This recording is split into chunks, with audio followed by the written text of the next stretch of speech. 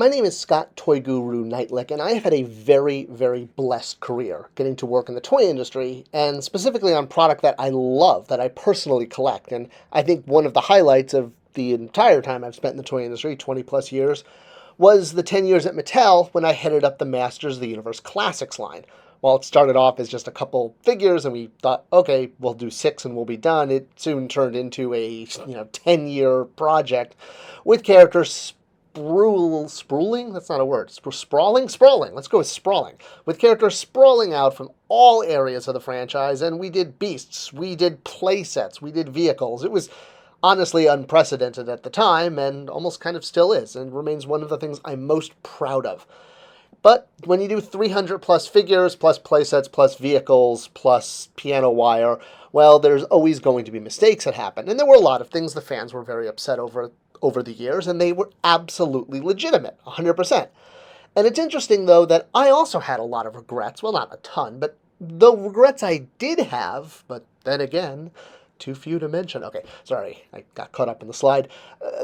They tend to be different from what the fans had. There were things the fans zoomed in on, like He-Man's original, I look like I just woke up or got hit in the face with pepper spray look, as well as the fact that his shoulders were on reversed for the first release. In fact, reversed shoulders became one of the biggest kind of jokes in the whole quality control of the line, because while it started with King Grayskull and He-Man, we had a couple figures that had unique shoulders that got assembled incorrectly. And while I wasn't responsible for this, I was the face of the brand, and I did everything to beg, borrow, and plead for forgiveness. And it was tough because every time I promised that it would never happen again, well, of course, what do you think it did? It happened again.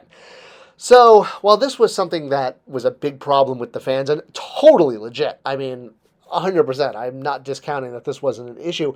It's interesting that these weren't really the ones that bothered me. I think probably because I had absolutely no control over it. And while we did our best to try to catch these errors, sometimes it just didn't happen. In fact, a lot of times the reviewers didn't catch these errors. It didn't happen until the actual product shipped out. So it just shows how hard it is or how easy it is to miss these things. I'm not throwing reviewers under the bus. I'm just using them to explain. Now, my regrets are a little different, though. They're not really the QC issues. They're more the rollout, since that was something that I was actually in charge of. And one of my biggest ones is how slow it was, or how long it took to get Princess of Power figures. I absolutely regret this. I wish we went out with more She-Ra figures quicker and, well, faster, I guess you could say. It's not that we didn't scrape every, square inch of the POP franchise, doing unreleased figures from the vintage era and trying to do characters that never had toys, that played big roles in the show, or even got reimagined as toys, like Light Hope there. And we did succeed in doing every Princess of Power figure that was released in the original doll line, as well as some extras. So I'm really proud of that, but we really squeaked it in at the very end with a She-Ra Princess of Power extra add-on sub, and the idea of eventually doing the doll versions, which is something I really wanted to do, kind of like doing the Filmation versions. It would have been a way to sort of revisit main characters, do a different version of Catra than you already had to keep her more quote-unquote on the shelf. I mean, I know there's no shelf, but, to keep main characters out there. We never got to that, and I think part of it's because it took so long to even get to the first couple Princess of Power. We did like one, not even one. Well, Adora was supposed to be in the first year, but she got pushed to year 2, I think January. She was supposed to close out the first year. We didn't even start with She-Ra. And doing a doll version of She-Ra would have been cool. They did that in Origins, and I loved it. So while we got to all of kind of the action figure versions, it would have been cool. We just never could. And falling in that exact same boat was New Adventures. So again, the rollout that was my territory. I wasn't the sculptor, I wasn't the designer, but I did handle the rollout. For the most part, I mean, there were obviously, it was a group decision, but New Adventures in particular has such a plethora of characters. But unfortunately, they're all either highly tooled or the good guys are all human. I mean, the bad guys were more fun to do because they were all mutants and robots and all sorts of cool things.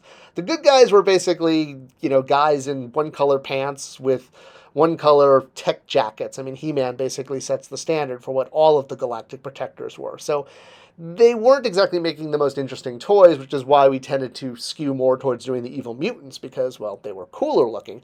And I wish we could have gotten specifically to more of the Galactic Protectors. KO was kind of always the joke of like, one day we'll get to him. I mean, we got to Krita, for goodness sake. But it wasn't as deep as we could have gone. And I wish we could have done more new adventures, especially because there were a lot of characters I really wanted to get to, some beasts, some vehicles. But to tell you the truth, they just didn't sell that well, which is one of the reasons we never did an add-on sub for new adventures. Still, there was a lot I wish we could have gotten to, and maybe getting to them sooner would have helped. All right, a few specific figures where I have sort of my regrets, and one of them is Blade here. So while Anthony is an awesome actor and stunt coordinator, the fact that he got to, play Blade in the movie when he just came on to be, He-Man's stunt coordinator was just awesome. And the character was kind of built around him, around the actor, which, again, really cool. We didn't get that many figures from the motion picture back in the day, but the ones we did, we were able to do in classics, and that was the whole idea, was to give them an update and show what they could look like with all of the articulation and the detail that could be put into them. Well, the thing is, the Horseman went a little bit closer to the movie than maybe I would have liked, mostly because of the deco that was then required. So you notice all the deco on the chainmail and the lack of deco on his swords, and not seen in this image, but the laser whip.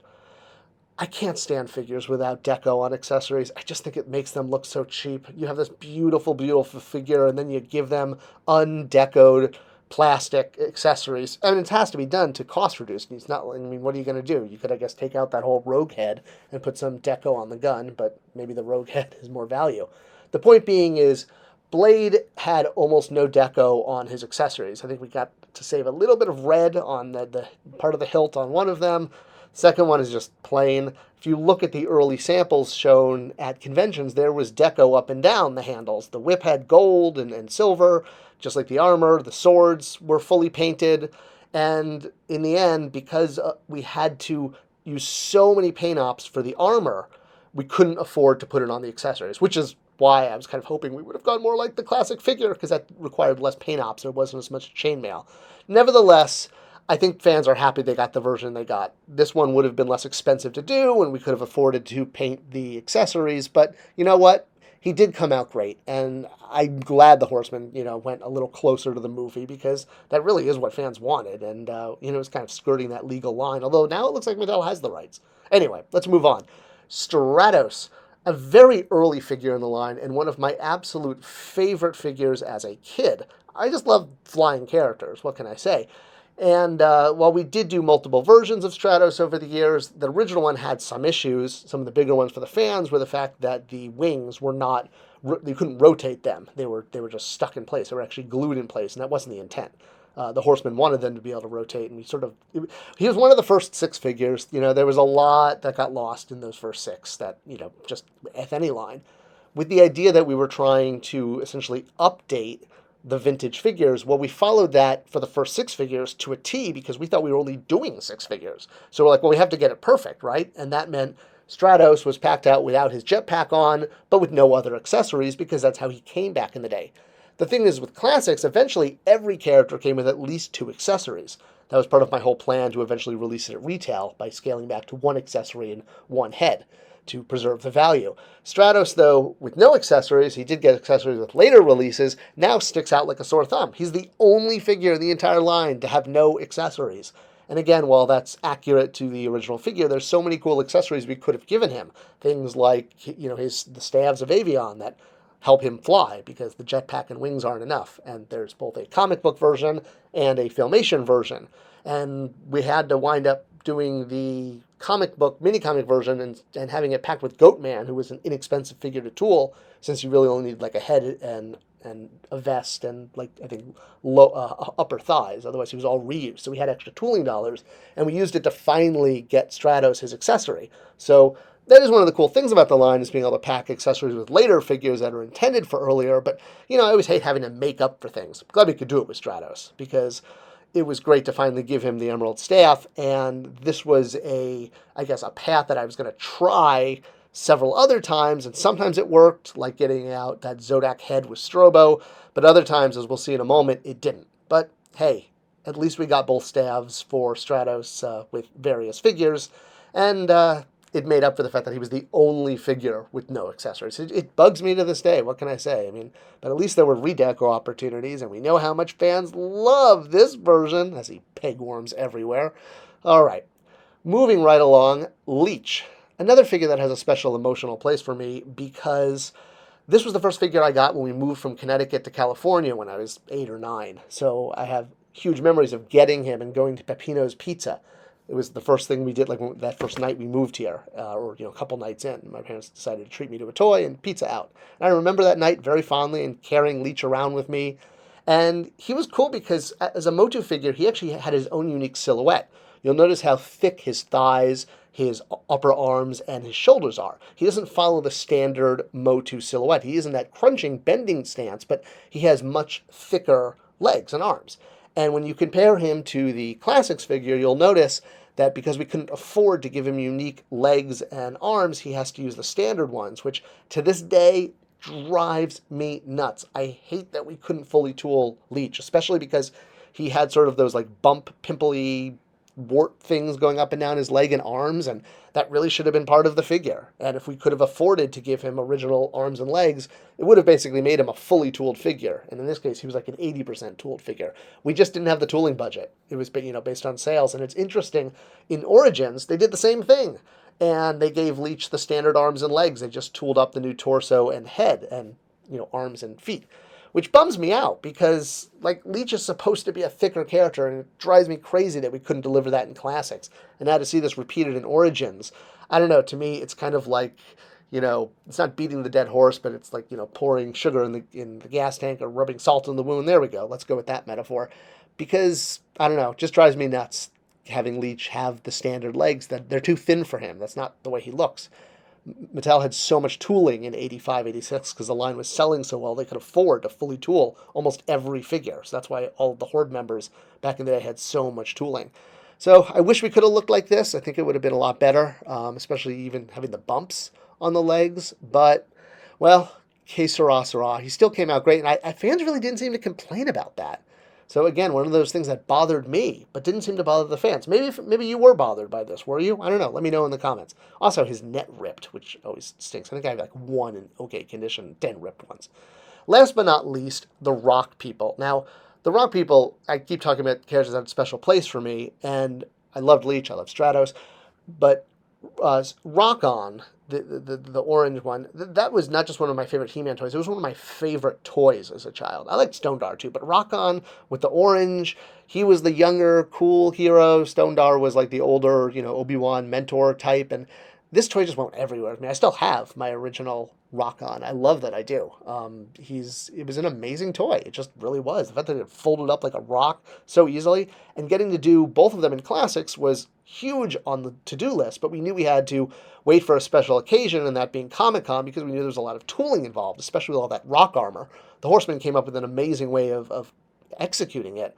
But you'll notice in this early shot on right above their knees are those leg bands. Sort of like the Rob Liefeld leg bands that everyone got in the 90s. All right, well, the Rock People had them first, but not in the Classics line. We couldn't afford to do them. We had to give them the standard legs. It was basically, we get rid of some of the rock, the guns, or those bands. And I was like, all right, get rid of the bands. But it was like twisting a dagger, like, ugh.